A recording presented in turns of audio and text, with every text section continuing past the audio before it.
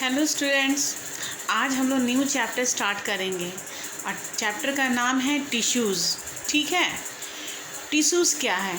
A group of cell is known as tissue. आप लोग मैं आपको ये 6-7 से पढ़ाते आ रही हूँ कि टिश्यूज़ होता क्या है। ठीक है, in chapter 1 it was described that all living organism of made up of cell। हम लोग जब फर्स्ट चैप्टर में पढ़ा था कि जितने भी लिविंग ऑर्गेनिज्म होते हैं वो सेल से बने हुए हैं। एंड यूनिसेल्युलर, अगर हम यूनिसेल्युलर की बात करें, मल्टीसेल्युलर की बात करें तो आप लोग जानते हैं क्या होता है। यूनिसेल्युलर ऑर्गेनिज्म जैसे हो गया अमीबा, पैरामीशियम, इस तरह के ऑर्गेनिज्म क्या होते हैं, ये यूनिसेल्युलर होते हैं।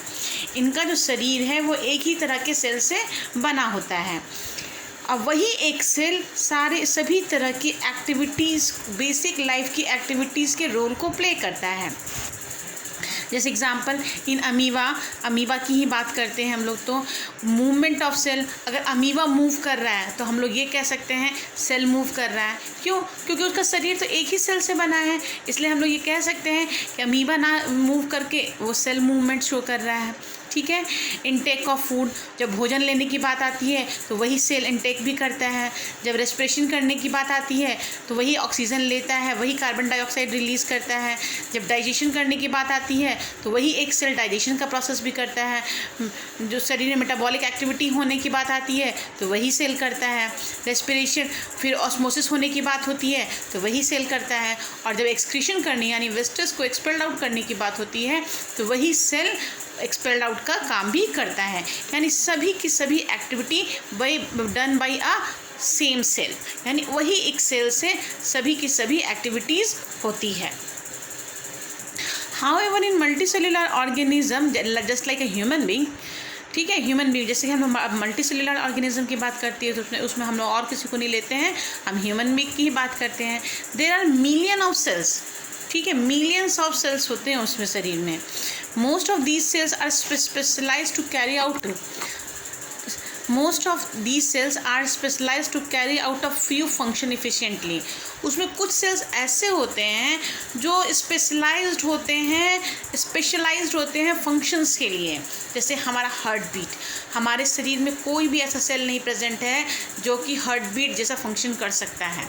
Heart beat non stop work करता है, वो धक धक करना, पंपिंग करना, वो कंटिन्यूअस उसका चला रहता है। जब से जन्म होती है जब तक मृत्यु होती है, हार्ट बीट के सेल्स, हमारे हार्ट के सेल्स ही ऐसे बने हैं जो कॉन्ट्रैक्शन एक्सपेंशन की प्रक्रिया को करते चले आते हैं। ठीक है, तो ये हम लोग कह सकते हैं कि मल्टी सेल्यूलर ऑर्गेनिज्म में बहुत सारे स्पेशलाइज्ड सेल्स होते हैं which carry out a few functional efficiently. ठीक है, यानी कुछ ऐसे होते हैं जो अपना फंक्शन इफिशिएंटली, अपने स्पेशलाइज्ड हैं, वो वही काम ही करेंगे, दूसरा कोई काम नहीं करेंगे। जैसे अमीबा में यूनिसेल्युलर था तो एक सेल सभी तरह के काम को करता था, जिस काम के लिए भी सोचिए वही एक पर्टिकुलर सेल काम करता था। लेकिन वहीं पे मल्टी सेल्युलर के लिए हमारे पास कुछ ऐसे स्पेशलाइज्ड सेल्स होते हैं जो पर्टिकुलर फंक्शंस को ही काम करते हैं। ठीक है, these functions are taken up by different group of cells. ये फंक्शंस होते कैसे हैं? ये फंक्शंस होते हैं डिफरेंट ग्रुप ऑफ सेल्स से। अकेला इकलौता सेल काम नहीं करता है, हम लोग मल्टी सेल्युलर हैं तो ग्रुप ऑफ सेल काम करता है। ठीक है, ग्रुप ऑफ सेल्स को काम बांटा होता है, मतलब लेबर, डिवीज़न ऑफ लेबर होता है वहाँ पे कि ये ग्रुप ऑफ सेल ये काम करेगा, ये group of cell heart beat का काम करेगा, ये ग्रुप ऑफ सेल रेस्पिरेशन का काम करेगा, ये ग्रुप ऑफ सेल हमारे स्टमक में खाना को पचाने का काम करेगा।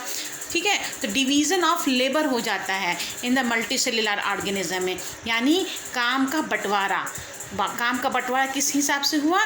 सेल के आधार पर नहीं, ग्रुप ऑफ सेल्स के आधार पे हुआ। यानी सेल्स के समूह को बांटा गया, एक समूह इस काम के लिए, एक समूह उस काम के लिए, एक समूह, तो ये समूह जो हुआ, ठीक है, इस समूह को बांटा गया। एग्जाम्पल ह्यूमन बींग्स में मसल सेल्स जो होते हैं contraction and relax to cause movement in the body part. Muscle cells हमारे यहाँ पाए जाते हैं, पैर में आते हैं, तो वो कॉन्ट्रैक्शन और एक्सपेंशन का काम कर रहे हैं।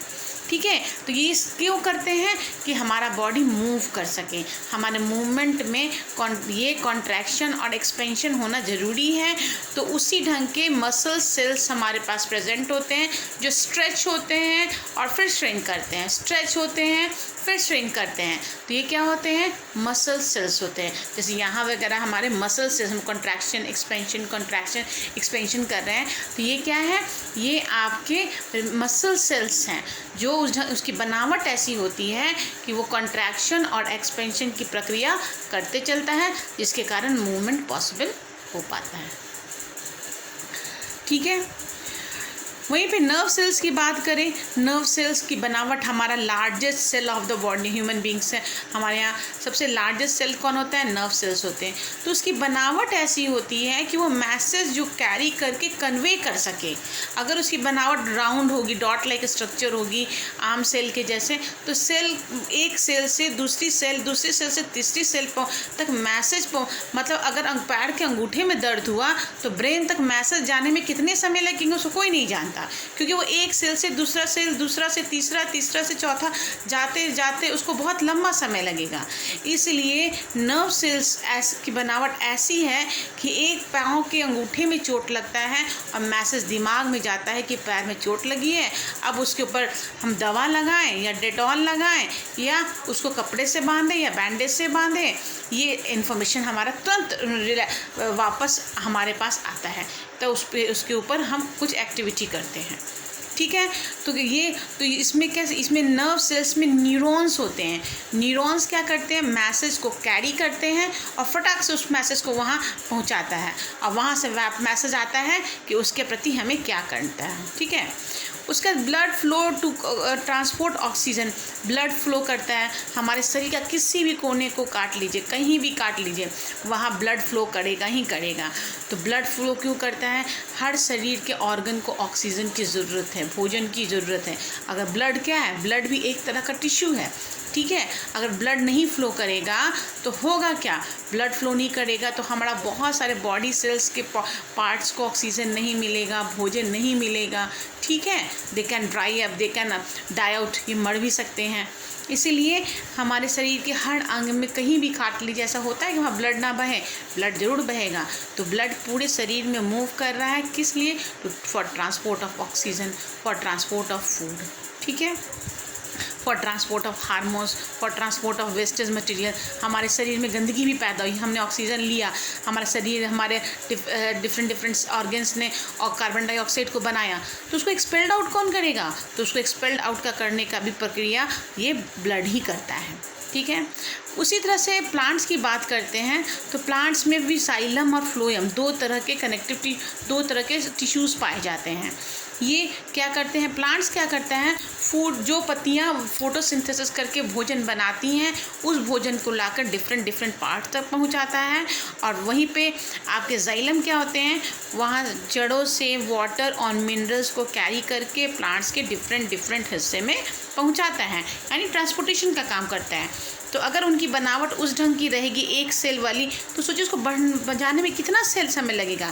तो उसकी बनावट जाइलम फ्लोएम के थ्रू एक ट्यूब का फॉर्मेशन होता है, जिसके कारण ऑस्मोसिस के प्रोसेस के द्वारा पानी पेड़ की जड़ों में खींची जाती है और वो ट्रांसपोर्ट पाइप की तरह काम करता है। पेड़ के हर ऊपर से ऊपर टहनी, ऊपर से ऊपर पत्तियों तक वो पहुंच जाता है। ठीक है। Thus, we see that all that cells which are specialized in a function are grouped together and form a tissue. Blood, phloem, muscles are examples of tissue. तो इसी तरह से हमने बताया, ये जो स्पेशलाइज्ड टिश्यू ये हुआ क्या, ये स्पेशलाइज्ड सेल्स ये है क्या, ये स्पेशलाइज्ड सेल कहलाएंगे। मतलब कि स्पेशलाइज्ड सेल यानी कि एक ही फंक्शन को सभी सेल कर रहे हैं। अगर कोई एक बंच ऑफ सेल है तो इसका सभी, अगर ये मान लें ये 5 सेल्स हैं, तो ये पाँचों एक ही फंक्शन को करेंगे, तब ये एक टिश्यू कहलाया। ठीक है। A group of cells which work similarly, एक सिमिलरली काम कर रहे हैं, एक समान काम कर रहे हैं, तब ये कहलाया आपका टिश्यू। ठीक है। आज के लिए इतना ही, नेक्स्ट डे फिर मैं आगे बताऊँगी।